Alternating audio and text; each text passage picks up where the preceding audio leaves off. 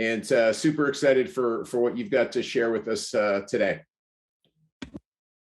Thank you, Chris. It's good to be back. I've worked tirelessly on this presentation. I didn't know what to cover, but then I realized there was something in the shadows that has been lurking for a while that I think would be of great benefit if I shine some light on today. So thank you for having me. Ladies and gentlemen, 2 years ago, I decided to start my own consulting firm, okay? And it's called TradeArt Consulting.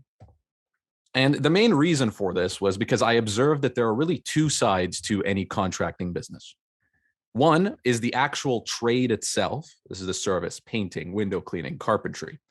And the other is the business side. This is the accounting, the hiring, the sales, the marketing. Any franchise does, I would argue, the best possible job at really highlighting and allowing you to learn both of these aspects in an extremely efficient manner. But then I asked myself, what about those people who are good at their trade but kind of lack the business side? What if they already have all those years in the plumbing, masonry, but just don't know how to actually put together what they need to put together? And this is where I discovered the idea of a consulting firm. And this is where I saw an opportunity. So basically I started in a unique position because I started out by running a contracting business in a franchise model. And I realized that there was this huge gap of knowledge in the market. And, you have a contracting franchise like SWP that's been around for 40 years. So this year, you guys are probably going to have over 200 businesses that you're overseeing. So if we stretch back over 40 years, let's just assume an average of 75 locations per year. You just do the math on that. 40 years times 75 locations, you get 3,000 businesses. Okay. Like if I ran 10 successful contracting businesses in my lifetime, I would need 300 lifetimes just to catch up to what this franchise has been building. And so I asked the father of SWP for his blessing around 2 years ago to kind of share some of what I've learned about my journey to a plumber in Texas, a mason in Minnesota, a carpenter in Florida, about this, the business side of things. And he gave me the blessing. And so I felt I had the right tools to share this, and I was qualified because I feel like I've achieved a certain level within my business that I want everybody, including everybody on this call and everybody watching this, to also at least experience once. And there are really four main things that I can boil it down to. Number one was a very healthy profit. I know there's a lot of talk about revenue and revenue numbers. The truth is the most efficient way to track your contracting business is, well, let's look at the profit. What's your take home? And I want to kind of normalize the idea of us as business owners sharing about the profit because it's the only way to really understand. So I had a very healthy profit. I had less than 5% employee turnover. I was able to take a week off in July for rafting while the business still ran smoothly and in full force. And I didn't touch a single tool the whole year. I was never on a ladder, never painted, never actually swung a hammer. And I wanted to share that because I really do think that's possible. And so we started TradeArt. By now, we've built up to 65 members all across North America. And we've helped many of them trend or even hit some of these goals already. And while I'm passing on this knowledge, there's this cause and effect that's happening. I pass on the information, I get feedback. Sometimes I would tell them, okay, here's how I did things. Here's what I learned. And then they'll be like, it works, but it's not as efficient. So then I would tweak it, go back and build on these systems. And so the more I learned, the more I would have to go back and dissect, the success within my year. And the more I wanted to share my findings and then get feedback and iterate and iterate. And everything that I've been learning, I've been wanting to share. So in 2019, I gave a speech on how to run a 500K business. I feel like I did a pretty good job. We dissected some billionaires and I broke it down into a main game where I said, if you follow these rules and not hit your goal, you would basically win. It's like, it's impossible to win, in my opinion. If you do all these things on the list, you won't win the game. And then I talked about, well, I wanted to go a bit further because I feel like I may have just fell a little bit short, and I wanted to logically argue, and this presentation is on our website. I can talk about that later, but why you should add $100,000 as a revenue goal for your business. And we talked about entropy and how the main solvent, the solution to that is integrity. We talked about goal setting, the importance of that, how every billionaire, we can see through their track records year over year, decade over decade, how goal setting with integrity can be unstoppable. You have people like Elon Musk who talk about going to the moon and Mars like it's nothing. And we talked about really to get to the point of being rich, it's the goals that we set now that will allow us to get to where we want. And depending on your goal, your strategy changes. So if your goal is, 100 or 125K, by adding an extra 100K, your strategy overall to business changes.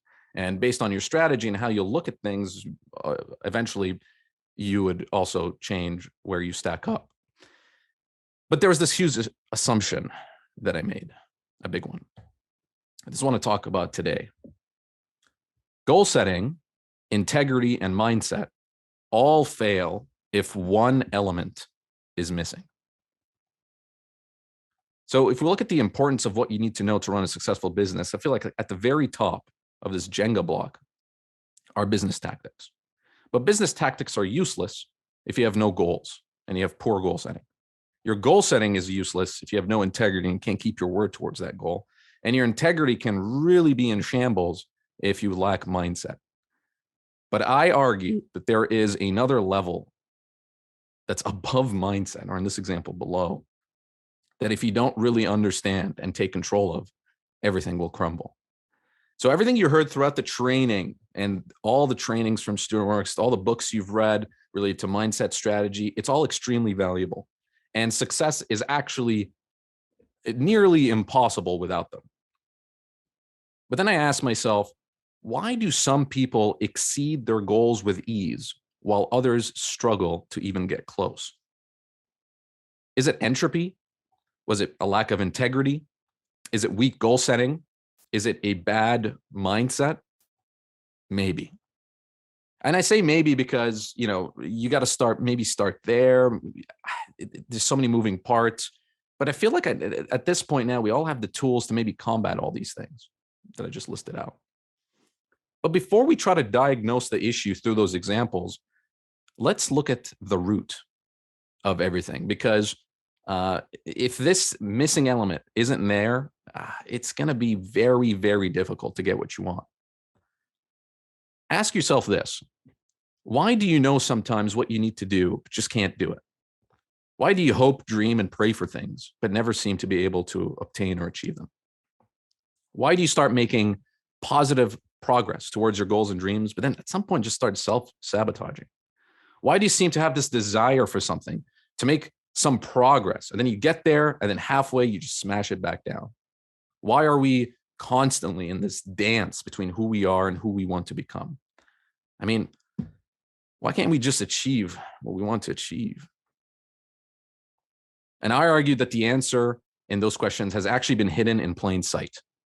And this is the finale to the trilogy of what I've tried to put together, from the entropy to how to run a 500K business. This is the missing piece. This is the final stone that will allow you to really take control. What is that missing piece around mindset, strategy, mentorship, integrity, goals? What is that last thing that can really allow you to get to the next level? And it's so simple, it can be distracting. Its simplicity can be belittling. You can start really like self-shaming because of this. And this is because that's what I did. Its simplicity can even be hindering. It's like, it's so simple, you might just discard everything I'm saying. Like, oh, I've heard this. So simple. I'm fine. I can try to do this. And I'm going to show you. And I've never shared this before, but despite having what I truly believed some of the best integrity and mindset in my life while running my contracting business, my lack of understanding of this one thing made me fall into a deep depression as I tried to build TradeArc. My blindness to this exponentially growing problem really almost ruined my life. And it almost removed the biggest joy in my life. It was the pebble in my shoe. And Muhammad Ali talks about, it isn't the mountains ahead to climb that wear you out. It's literally the pebble in your shoe. My integrity and mindset completely slipped. And if I only knew how to read the early signs. And I really, if we think about it, we're all of us such in a hurry to understand what's out there in space. that we've even forgotten what's here in our own mind, on our own body. And we've been lost trying to figure out our mind. We spent so many hours around mindset, when we haven't even mastered our brain. Ladies and gentlemen, I made a realization. I had good mindset, but my brain was fucked. And unless I fixed it first, I had no chance to truly master any successful mindset, ideology, or habit. And I want to make something very clear here. My brain is not my mindset. They're two very different things. When I talk about the brain, I'm actually talking about the actual physical and chemical side of your brain, not your conscious and subconscious. Working on my mindset before working on my brain is kind of like training for a marathon with a broken leg. That's what I experienced. And you might be wondering, all right, Amber, what the hell are you talking about, man? What is this? The brain is very complicated, man. Like, what part of it are you even talking about? Good question. Let me introduce you to the most important part in your brain that will play to your success or failure this year. It's the ventral tegmental area. I don't even know how to pronounce it, but it's the VTA. We'll call it the VTA. This is the area of your brain that's responsible for your reward, motivation, and stress. And it's driven by one main chemical: dopamine. The most misunderstood chemical, most understood thing, the most misunderstood topic that I've ever ran into. And at my point, really at my worst, if you were to take a brain scan, you'd see like, yeah, there's something wrong. This is what my brain looked like. This is what a normal brain would look like. I needed to go back to the health. I'm going to show you how you can do that today. And this has helped me the most in 2021 than anything else. And when I first moved out and went super minimalistic, this is literally the apartment I'm in right now. I made sure there's no distractions whatsoever. It's just a bed, a desk, a laptop, and my phone. I thought I would focus more. What actually happened was the inverse. Because there was so little to focus on, the negative things that are fueled by dopamine got way more focus than ever before. And I started to reflect back to my last year running my business. And I pulled up data on my phone. I listened back to some podcasts and I found a pattern. This is what my life looked like. This is where all my focus and time was spent when I was running my business in my last year of university. Okay, I had in-person lectures. I had my contracting business that I was working on. This was obviously the franchise. I had responsibilities in the fraternity. I had to study. I had Toastmasters. I did stuff with Landmark. I worked out, social media, played video games, and hung out, parties, et cetera, et cetera. After school has ended, enter May and June, all of a sudden, what I thought I would spend more time spending on my contracting business, I started spending on dopamine habits. Okay. And it's not just social media. That's the biggest misconception when I talk about dopamine. That's one of the easiest ways. But if you realize social media, video games, and hanging out all expanded on this chart. And yes, my time in the contracting business expanded, but not as much as I liked. Because all of a sudden, I had a list of all these activities that I had to do. And logically, I just knew knocking on doors, doing estimates, cold calling, writing production planners, and hiring will just bring me more benefits in the long run. Like, that's just, we all know this. But my time was not spent there. Instead, I chose to play video games, scroll through Instagram, eat very unhealthy food, go on random hookups, send Snapchats, watch YouTube, binge Netflix. And I used to believe that the less things I had commitments to, the better, because then I could just focus more. But here's the thing. I wasn't being too honest with myself because my brain was too crippled to be able to even take on a few things. Some of the most successful people that I study have wrangled down the most important chemical related to your reward stimuli, and that's dopamine. Okay. And most people, this is the misconception. People say, oh, that's the pleasure drug. That's the pleasure side of things. It's actually completely untrue. Dopamine plays into your desire, which is more important than pleasure. Pleasure is like the outcome. Dopamine is related to desire. So how powerful is dopamine? Okay, well, let's look at some science. So there was these scientists. I don't remember which university it was, but they got some rats. They put them in this cage, and they hooked this machine to their brain. And there was this button in the room, and then there was food and water. And the rat can go up to this button if he wanted to. If it clicks the button, it gets released a whole bunch of dopamine into its brain. It would feel amazing. And so, what do you think the rat did? It was spamming that button like there's no tomorrow. And it just kind of, I call it the ratgasm button. You're just having a bunch of ratgasms over trying to eat food and water. And it would just spam this button so much that it would starve to death and die. And then they got another rat where they removed all possible dopamine and they put, food and water in the room. And then guess what happened to the rat? Well, it didn't even have motivation to walk. It didn't have the desire to even eat or grab some water.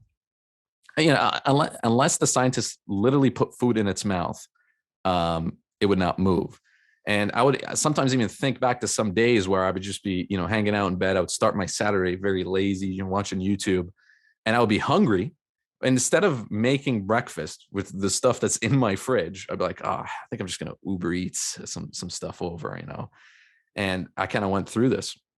They even went a step further with this experiment, and they put the button behind a pad that the rat had to walk on. So if the rat walked on this mat, it would get electrocuted. While on the other side, you had food and water. The rat would still go through that pain to click this button. And I would think back to many times in my life where I'm like, okay, well, if I eat McDonald's right now, my entire next, half of my day is going to be extremely inefficient. So I would, what to do? I'd walk over that electrical mat. I would run through the rain to get to McDonald's. I would go through all these things just so I can get my ratgasm. And here's the thing, and here's why this sucks. It's because your brain has no context on dopamine. If it has two options, an activity that gives you let's call it 1 dopamine. Obviously, that's not a real measurement, but for the sake of this conversation, or an activity that gives you 3 dopamine. Well, you think your brain's going to pick, a 1 dopamine activity like reading a book? I'm going to read a book. Are you crazy? Are you insane? Or would you choose an activity like watch a YouTube video with some of your, your favorite peeps hanging out, doing God knows what? Very entertaining. Watch them all the time. Your brain has no context.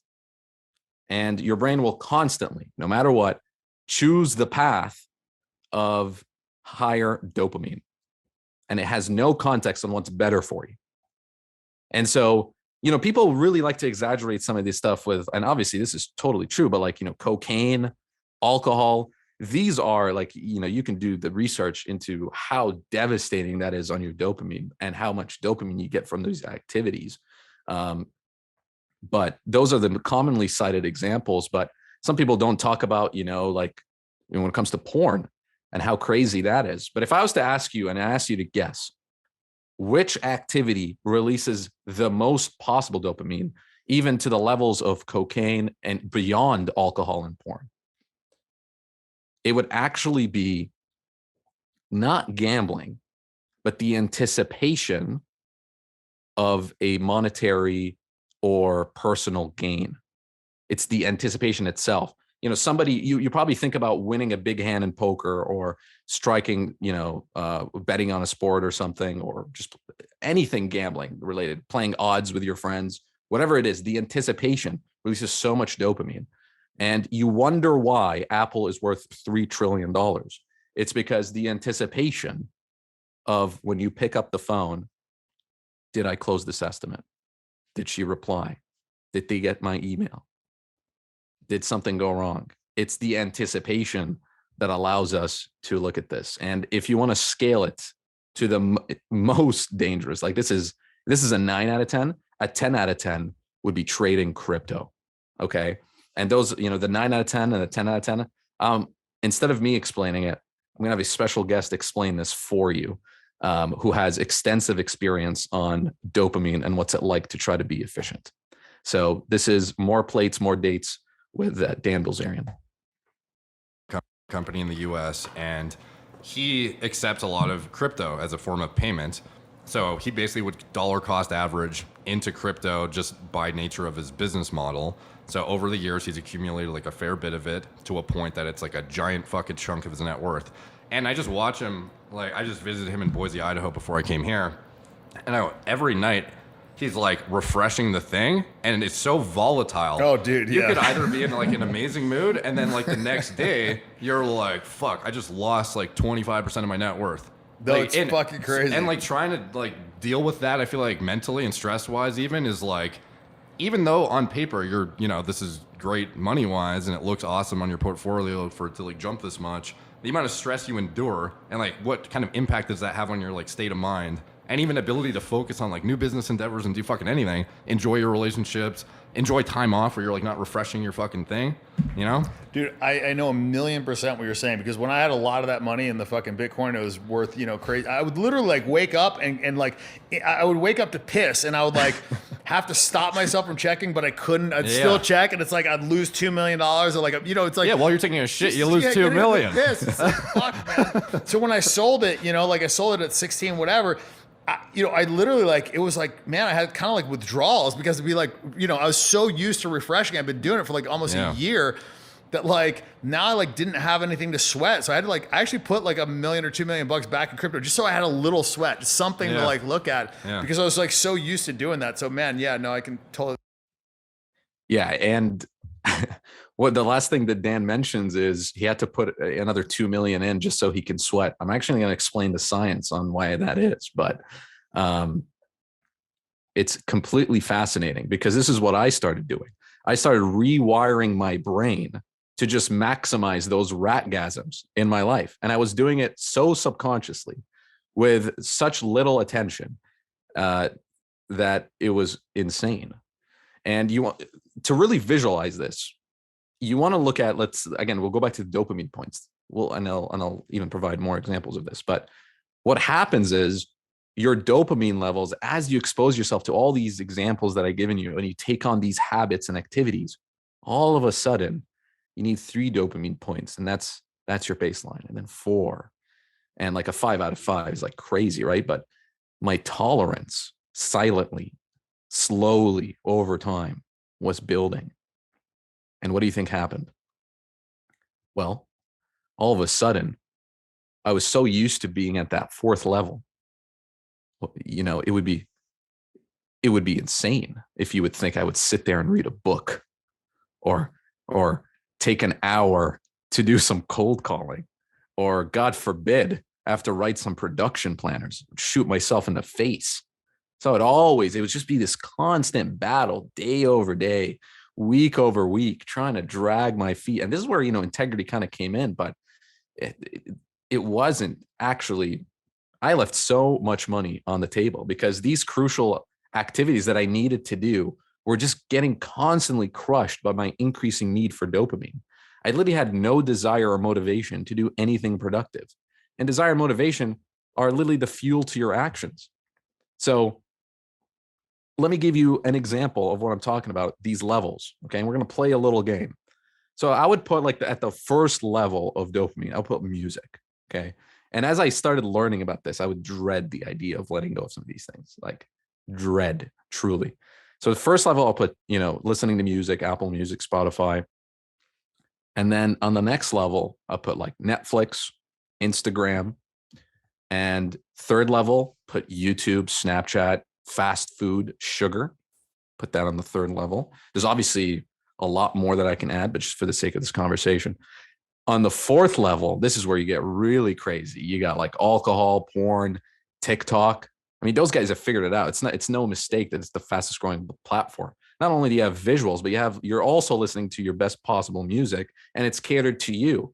So every time the algorithm is trying to figure out how can I trigger more dopamine and get this guy to keep watching and scrolling, it's absolutely insane. Video games as well. They're so carefully designed to keep you in there. And Lord, oh Lord, there's the fifth level. And this is where things can get absolutely insane. We're talking about like Coke, shit coins and crypto, OnlyFans, vape, nicotine, smoking, gambling. I mean, I was in it, man. I almost bought Doge. You know how much that kills me? Try ask a guy who's investing right now in crypto. He can make, $2,000 in a day, and then go tell him to listen to a sales call, or listen back, or role play some sales so he can close an estimate. It's impossible. The payoff on closing an $8,000 job or something like that, where you can potentially make 2,000 to 3,000, that takes so much work and preparation and effort, versus making, $2,000 off some coin. I mean, I put OnlyFans up there. I mean, depending on which high school you went to, you can pay like a pretty penny to see your high school crush naked. I mean, talk about dopamine overload. You're like in heaven now. Vapes. I mean, you have those things, and jewels and smoking. You have that in your mouth like how many times a day, just completely flooding your brain with dopamine. Gambling and anything that has to do with that. If you're always, got to gamble to make things fun, like that's also just a crazy example. So, and here's the thing, and here's the game we're going to play. But I want you right now to pull out your phone and calculator. And I'm telling you, open up your phone, but just trust me with this. Pull up a calculator right now, because we don't have much time. And I want you to add up some points. Okay. So if you listen to music, that's 1 point. If you watch Netflix and Instagram, that's 2 + 2. Okay. If YouTube, Snapchat, and then Instagram, you go 3 + 3 + 2. Okay. So each level is worth that point. So I want you right now, quickly, we'll give you 20 seconds, add up the points, keep this private between you and yourself only. Okay. And just add up those points quickly right now. Look at it, add them up, click equals. So if you're in crypto and you always checking your phone, if you have OnlyFans, no problem, no judging, but just don't tell anybody. If you do coke as well, whatever, man, just add up that 5 points. 5, 5, 5, 4, 4, 3, 3. And then here we go. 5, 4, 3, 2, 1. Okay. I hope you got your score. If not, this is your last chance. 5, 4, 3, 2, 1. Okay, we're done. Take that number and divide it by 54. Okay, so take that number you just got, your score, and divide it by 54. Okay, this is not an exact science, but I found it to actually be pretty close for me in my life. Take that number, divide it by 54, and then multiply by 100. The number that you will get is your probability of failure to focus on one task for an hour. Really focus on one task. If you were told, okay, it's time to go door to door.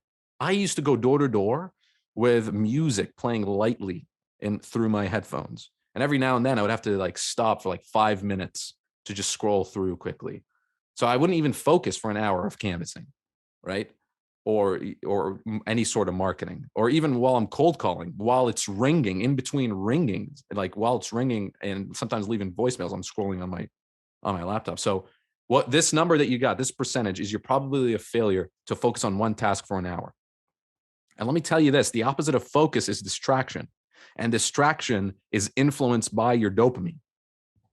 So there's 2 ways, and I was one of them, that I used to think that you can focus on something. You can either just desire, like, oh man, like I can't wait to just go build my business and go door to door, or just brute force it, pure willpower and pain.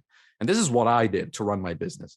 I had to, I was at this unique position where I was number 1 on the leaderboards, and I was so self-conscious of not leaving number 1 and not dropping below, that the only thing that drove me was pain and stress and anxiety. Remember how I said the VTA is also responsible for stress? It's the same part of your brain. And it's just extremely unsustainable to do it the second way. So how can you do really difficult things easily? Well, it's desire. How do we activate that? How do we regain that desire to not just want to, do all these activities that I just shared? How do we flip the scale and start the right way? Well, let's look for a second at the levels of profit from a home service business, okay? And this is, I want to put a disclaimer, this is mainly if you're just looking to mainly optimize for profit. Okay, here's the harsh truth. If you're making anywhere from 0 to 40,000, you're a dopamine fiend. Like that's just, you're a dopamine fiend. 40 to 80K, distracted, 80 to 150. The one more video, one more game, one more TikTok. We'll wrap up here. And I did all these things, by the way. The late night binger, that was definitely me as well. I would have some sort of control, but then I would get home like at 8 o'clock, 9 o'clock, and then boom, just 3 hours of just spamming the ratgasm button. Then there's the focus. This is a level I wasn't able to reach, but I know a lot of people in my life who have reached this level and they're focused. Dopamine does not just control their life. And then there's the final level where it's even rarer to get to. It's the monk. Okay, this is what I'm aspiring to get to. And again, these determine where you are on the dopamine scale. So how do we start taking control? Okay. Well, we must rewire our brains to love the slow drip of dopamine versus the instant flood of dopamine. Again, your brain has no context. It just wants the juice. So you have slow drip and then the instant flood. So slow drip, talk about cold calling, production planners, role playing, reading, learning, having conversations, mentorship. Instant flood are examples of fast food, really addictive apps, really addictive substances. The solution to this is we must do a dopamine detox. Okay. And I'll just be honest with you. Just one-on-one right now. Just me and you. I'm going to be honest with you. This will be the hardest thing. One of the hardest things you will ever do. Because here's what we're going to have to do. We're going to have to drop our tolerance levels down a couple of levels where we're excited to write a production planner. Can you imagine that? Can you imagine being excited to open up Microsoft Excel or pulling out a piece of paper and a pen and not be driven by anxiety that if you don't do this by next morning, that your whole crew is going to quit on you? You're going to be broke. Imagine that. And this is what you want to do. And this is honestly one of the hardest things you will do. Okay. And I'll be honest with you even further. The withdrawals of this dopamine detox for the first 2 days will not make you more productive. You will actually become less productive. And if you're like me, you might fail this dopamine detox. I've tried this a couple of times and I just, honest to God, like my score was like a 49. It was ridiculous. It was like a massive problem. It was crazy. The withdrawals are going to be so powerful that the first 2 days you will not be productive. You will experience a lot of pain. You're going to hate yourself. But you got to ask yourself, that's the price. And is this what you're willing to pay? So I actually created a dopamine detox checklist, okay, that I'm going to share with you guys. And the dopamine detox is for 3 days. Okay. And here are the instructions. Very simple. The key to a successful life and near invincible business basically lies in the integrity of the owner. So here you have this option. By the way, you don't have to do this. I want to make this very clear. Nobody's forced to do this. It just depends on what your goals are. But you want to go through this list daily for the next 3 days, starting Monday, and ensure that you keep your word to yourself. So here's an example, and I'll just go through day one here for the sake of time. And it tapers off. Day one is hell day. Okay, this is just going to be absolutely insane. You want to wake up from an alarm clock on a phone where you have Wi-Fi data and notifications turned off. You want to unplug your router. You want to turn off all devices, all of it, every single one. You have a Kindle, throw that in there as well, in the least used drawer in your house. You're going to have to poop with no phone. There's no music or podcasts on the first day. You're going to have to eat food in silence, resist the urge as well, this constant urge to check your phone. No touching of members of the preferred sex, all right? Just the fact of touching releases so much dopamine. Remember, this is a dopamine detox, okay? We want to starve your brain of as much detox as possible just for a couple of days. No vaping, no smoking, no Coke, no alcohol, no coffee, no tea, no hot chocolate, no gambling, no video games, no fighting, no wrestling.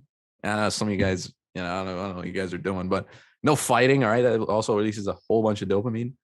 If you want to work out, you can work out. No music though. No magazines. All right. No sugar. So yes, you're going to have to go on a sugar-free diet. for those couple of days. I'm going to show you what that is. I already built that for you. You don't have to figure that out. No fast food, no masturbating, no shopping, no porn. And here's what that looks like. The sugar-free diet is on this tab. Example of a sugar-free diet is here. And you might be wondering, Amber, what on earth? I'm like all of a sudden a prisoner. And then you wonder sometimes, and I was thinking about this when I was making this presentation, how prisoners, all these guys all of a sudden become woke and start writing really good books. Well, they have nothing to do. All of a sudden, writing books is like the greatest thing ever. It's reading makes sense. Well, think about it. They're deprived of all these things I just tried to share with you. So what can you do during the detox? A lot of things, because it can seem like you have nothing to do. You can go on walks. You can work out. You can canvas. You can meditate. You can read. You can role play your hiring and sales calls. You can organize your car and house, clean them. You get to know people close to you. Spend time with your pet. Go cold calling. Set some goals. Make lists of the needed materials you need for the year. Go through your old to-do lists that you said one day you'll do. Do some meal prep. Go fishing. Make a campfire. Change a tire. Okay, get your car checked up. Get your teeth cleaned. Go to a walk-in clinic. Stretch. Work on your posture. Go on a run. Learn how to handstand. Splits. That small repair you said you'll always do. Just do it.